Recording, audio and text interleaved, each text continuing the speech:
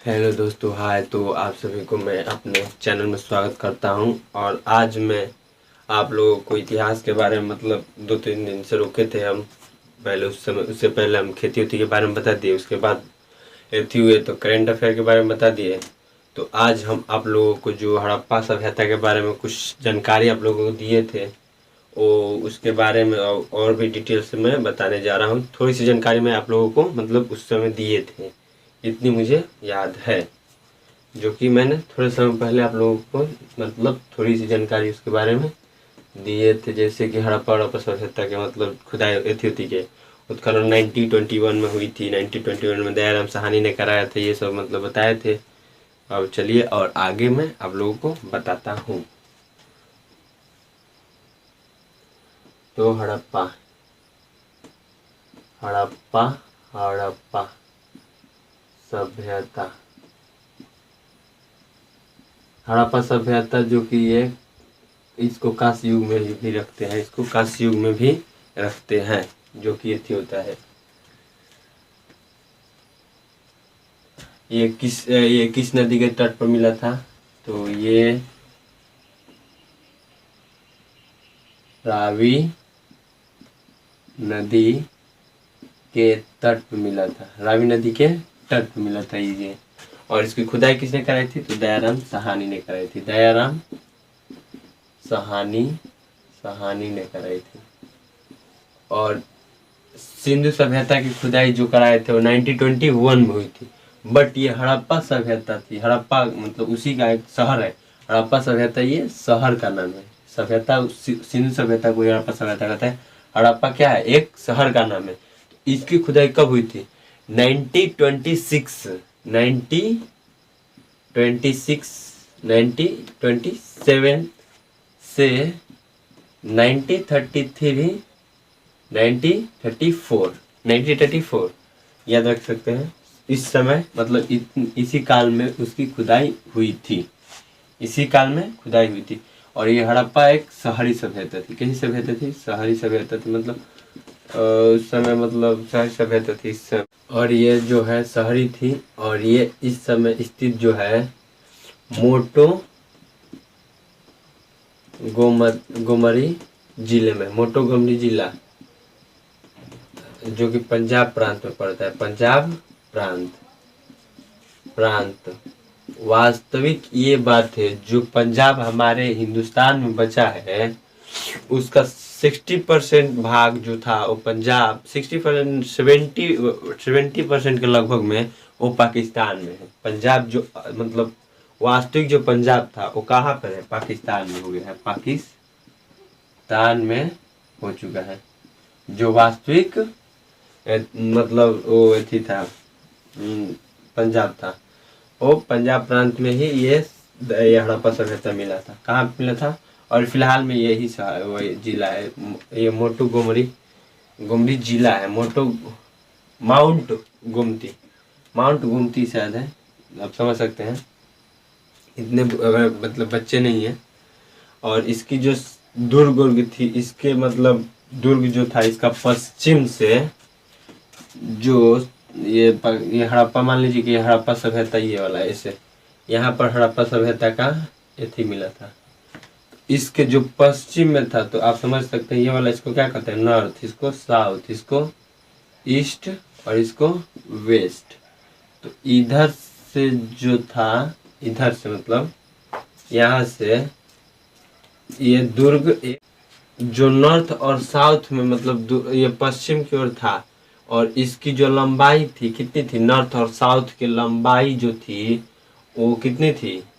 415 metre लंबी थी। और इसकी जो मोटाई थी मतलब ऐसे, इसकी मोटाई जो थी मतलब मोटाई जो थी 195 मीटर मोटाई थी। कितनी मोटाई थी? मतलब चौड़ाई थी। कितनी थी? 195 मीटर चौड़ाई थी। और 415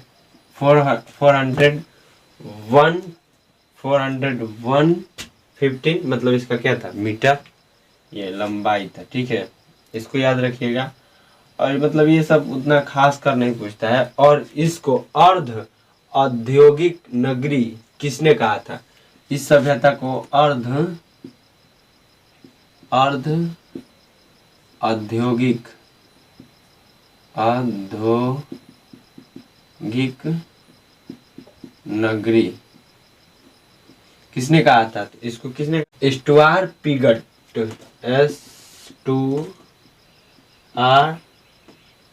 स्टुआर्ट पिगट ने कहा था। किसने कहा था? Stuart Piggott. ये याद रखिएगा, स्टुआर्ट पिगट। ये पूछ सकता है कि औद्योगिक नगरी किस शहर को कहते थे, या किस शहर को कहते थे? उसको हड़प्पा सभ्यता को कहते थे। किस सभ्यता को कहते थे? हड़प्पा सभ्यता को कहते थे। अर्ध औद्योगिक नगरी किसने कहा था? पिगट। कौन पिगट थे? स्टुआर्ट पिगट थे। ठीक है। ये दुर्ग था, इसका दुर्ग का क्या नाम था? इसका नाम रखा गया था माउंट एबी। इसका नाम किसने रखा था? तो व्हीलर ने रखा था। व्हीलर, इस इंग्लिश में लिख देते हैं व्हीलर ने कहा था। ये दुर्ग जो था, उस दुर्ग किस चीज पर था? तो एक टीला पर था। तो उस टीला का क्या नाम था? माउंट एबी था। ठीक है, याद रख। और जो ये खुदाई हुई थी, इस खुदाई को किसने आदेश दिया था? तो वत्स्य ने दिया था। किसने दिया था? वत्स्य ने दिया था खुदाई करने की आदेश। किसने दिया था खुदाई करने की आदेश? वत्स्य। इनका पूरा नाम मतलब माधी स्वरूप था। माधी स्वरूप वत्स्य था पूरा नाम इनका जो था, यही था। ठीक है, वत्स्य था। और उसके बाद जो ये थे,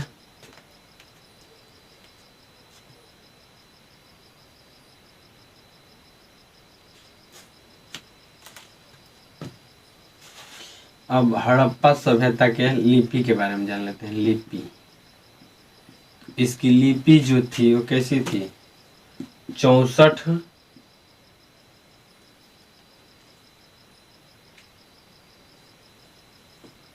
मूल चिन्ह थे।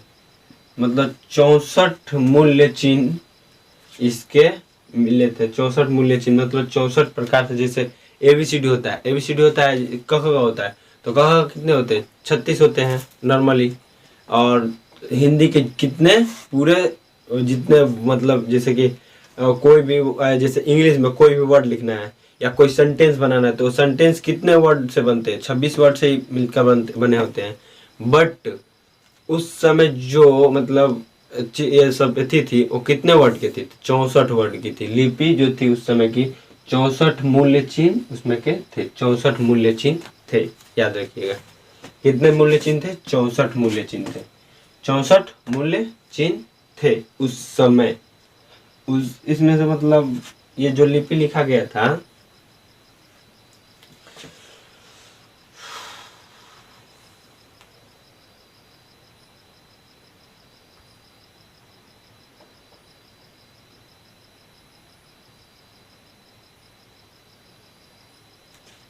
ये किस किस चीज पर मिले हैं? तो आयताकार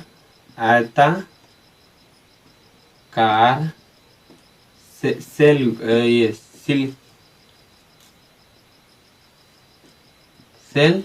खड़ी पर मिले हैं। सेल खड़ी पर आयताकार सेल खड़ी मिला है। उसके बाद ये तांबे पर मिले हैं। उसके बाद मुहर पर मिले हैं। मुहर पर मिले हैं। बट ये जितने भी लिपि मिले हैं इसको पढ़ा नहीं जा सकता अभी तक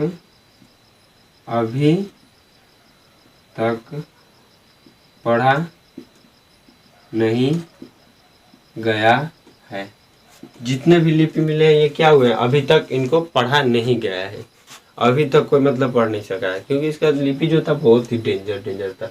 और इसकी जो लिपि थी वो दाईं से बाईं ओर चलती थी। दाईं से बाईं ओर, समझ सकते हैं? दाईं बाईं ओर, दाहिने से दाएं से बाईं ओर की लिपि चलती थी। कैसी लिपि चलती थी? दाईं से बाईं ओर चलती थी। और आ गया पिटोग्राफी। पिटोग्राफी इसका मतलब होता है जैसे चित्रकारी। चित्रकारी मतलब चित्र के माध्यम से समझाया गया था इसमें, मतलब बहुत सी चीज चित्र के माध्यम से समझाया गया था।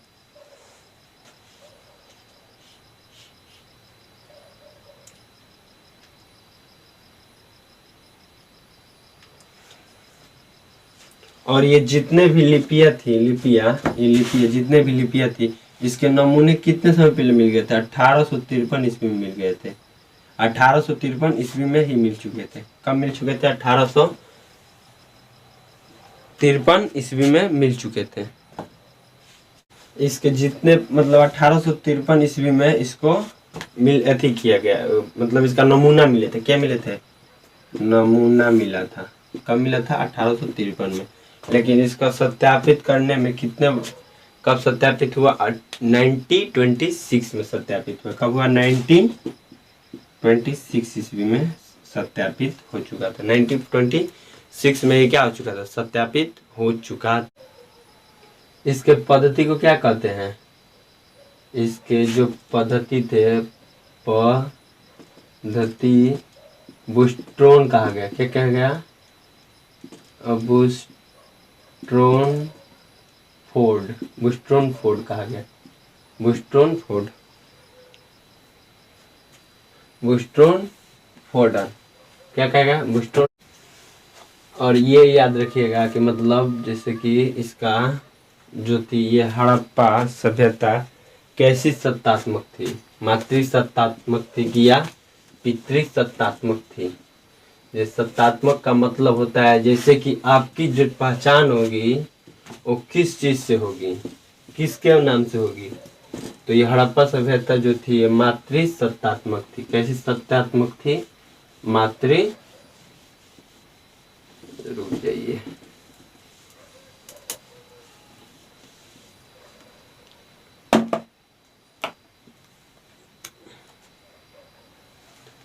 कैसी सत्तात्मक थी? है मातृसत्तात्मक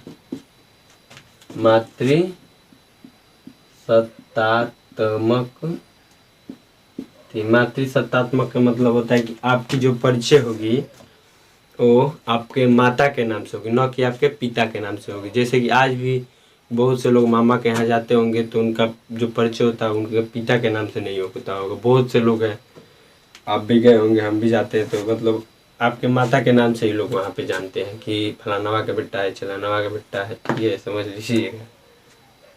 और ये आज भी आपको वहाँ पे ईस्ट इंडिया में मिल जाएगा। ईस्ट इंडिया में आपको ये देखने को मिल सकता है, क्योंकि वहाँ पर भी मातृसत्तात्मक चीज वो एक कबीले में मिलता है। मतलब जैसे कि वहाँ पर एक कबीला है, उस कबीले का नाम नहीं याद आ रहा है, बट उस कबीले में त्रिपुरा में है कि वहाँ पे मिजोरम की त्रिपुरा, मतलब ऐसे ही उधर ही में एक जंगल है, जंगल में लोग रहते हैं, वहीं पर ये भी मातृसत्तात्मक चलती है।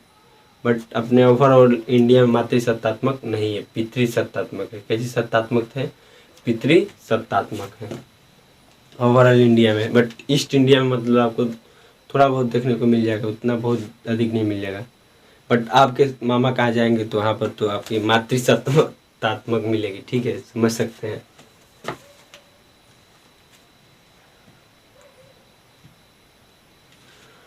और उस समय के जो मानव रहते थे ये हड़प्पा सभ्यता के, ये आभूषण पर बहुत ध्यान दे रहे थे।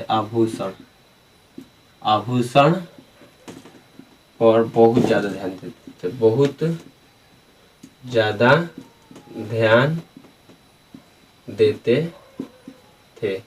या वो क्या हो, स्त्री हो या पुरुष, दोनों क्या करते थे?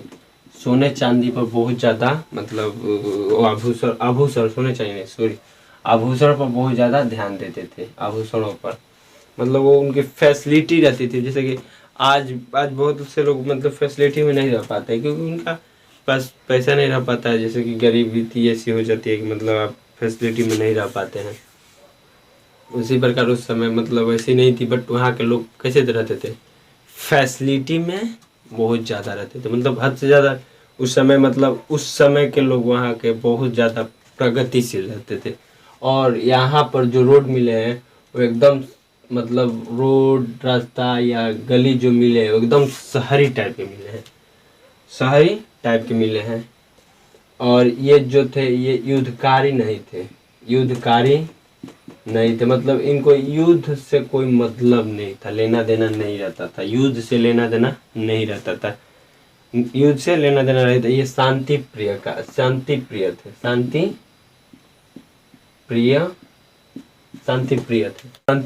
प्रिय थे। और ये जो इनकी ये थी स्त्री, वहाँ के जो रोड रास्ते थे वो भी बहुत अच्छे रहते थे। तो चलिए हम आप लोगों को इतना बता दिए, और इसके बाद हम आप लोगों को बता देते हैं इसकी अवशेष। मान लीजिए ये सभ्यता मिली है, ये सभ्यता मिली है ना, तो ये जो सभ्यता मिली है तो मतलब इसका क्या प्रमाण है कि ये सभ्यता में क्या क्या मिले हैं, ये तो जानना जरूरी है ना आप लोगों के लिए। मतलब जैसे आप मान लीजिए कि कुछ, अब मान लीजिए कि आपको बता दिया गया कि फलाना वो मंत्री है, नेता है, ये है, वो है। अब आप उसको नेता कभी देखे ही नहीं है, आप वहाँ पर देखे हैं तो सिंपल में रहता है, तो आप कहेंगे ना कि आपके पास क्या प्रमाण है कि वो नेता है या अभिनेता है या कुछ भी है। तो अपना फोटो दिखा के देखिए हम नेता है, ठीक है, फोटो दिखा देगा, देखिए नेता वाला फोटो, अखिलेश जी जरा मिलर है और मुकेश सहनी जरा मिलर है, उसके बाद कह देगा नीतीश जरा मिलर है, उससे समझ जाइएगा कि वो नेतागिरी कर रहा है, ठीक है। बहुत से ऐसे लोग हैं जो कि सिंपल में रहते हैं, बट उनका बाहर में थोड़ा बहुत एथी रहता है, जान पहचान रहता है, बट अपने गांव में उनका उतना, जैसे आप समझ सकते हैं घर के मुर्गी दाल बराबर, ऐसा ही हाल रहता है उनका। कोई भी हो उनका घर, मतलब घर के जैसे आप समझ सकते हैं घर का कुछ भी रहता है, कोई भी जाता है वो कहता है कि वह तरीके है, कुछ भी मतलब समझ सकते हैं, ठीक है। तो चलिए हम इसके जो अवशेष मिले हैं उसके बारे में बताते हैं। तो अवशेष इसका मिले हैं जो कि श्रमिक अवशेष, जो मिले हैं ये किस टाइप के अवशेष मिले थे, मतलब किस प्रकार के मिले थे।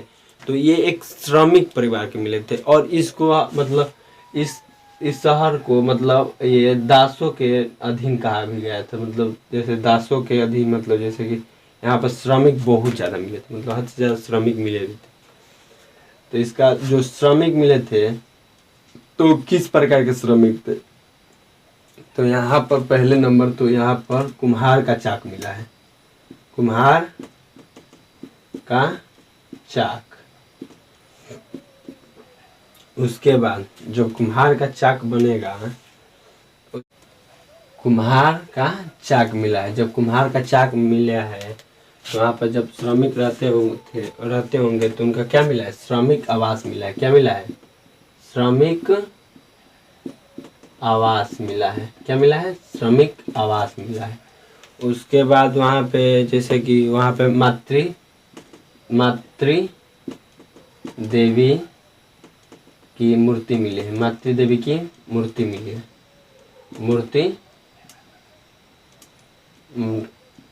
अरे मूर्ति कैसे लिखता है, मूर्ति, अरे यार कभी कभी हिंदी वाला वर्ड बहुत खतरनाक होता है, समझ नहीं आता है मूर्ति कैसे, मृत्यु हो जाएगा, मूर्ति समझ सकते हैं, ठीक है। मातृ देवी का मूर्ति मिला है। उसके बाद और यहाँ पर जैसे कि थे क्या मिले, और भी चीज़ मिले हैं। यहाँ पर अन्नागार मिला है, अन्नागार। उसके बाद अन्नागार मिलने के बाद यहाँ पर लकड़ी का ओखल मिला है, लकड़ी का ओखल।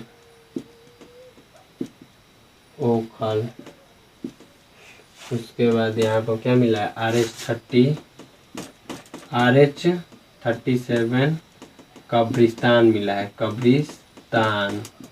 हाथी का कपाल मिला है, हाथी का कपाल मिला है। क्या मिला है, हाथी का कपाल मिला है। क्या मिला है, हाथी का कपाल मिला है। क्या मिला है, हाथी का कपाल मिला है। RH-37 कब्रिस्तान मिला है।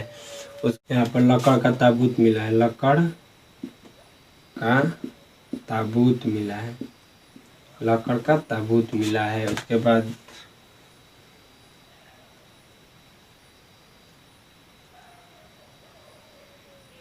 शंख, इसके बाद शंख का बना बैल मिला, शंख का बना बैल मिला है। क्या मिला है? बैल मिला है। शंख का बना बैल मिला है। इस समय कांसे का भी उपयोग बहुत ज़्यादा करते थे, कांस का उपयोग बहुत ज़्यादा करते थे, क्योंकि उस समय कांस मिलने लगे थे। ताम्र पसार से तांबड़ा मिले थे। और ये जितने भी चीज़ मिले थे कितने समयकालीन थे, 1926 से 1933 तक के अवशेष में ये मिले हैं। और यहाँ पर जो खेती करने के लिए गेहूं और जौ के अवशेष मिले, गेहूं जौ मिले हैं, गेहूं जौ मिले थे। तो आप समझ सकते हैं कि तो मध्यकालीन मध्य पाषाण काल से ही गेहूं और जौ मिलने लगे थे। उसके बाद ये गेहूं जौ तो नवपाषाण काल से, मतलब ये स्टार्टिंग से मिल रहे थे, इसका तो कोई मतलब नहीं बनता, बट ये वाले इस समय से मिलने लगे थे। और उस समय की जो चित्रकारी थी, मतलब लिपियाँ थी, वो कैसी थी? तो वो दाईं से बाईं ओर लिखी जाती थी। कैसी लिखी जाती? दाईं से बाईं ओर लिखी जाती थी। और उस लिपियों के प्रति क्या थी? तो बुस्टर्न फोर्ड थी, याद रखिएगा। तब तक के लिए मिलते हैं अगले वीडियो में। जय हिंद।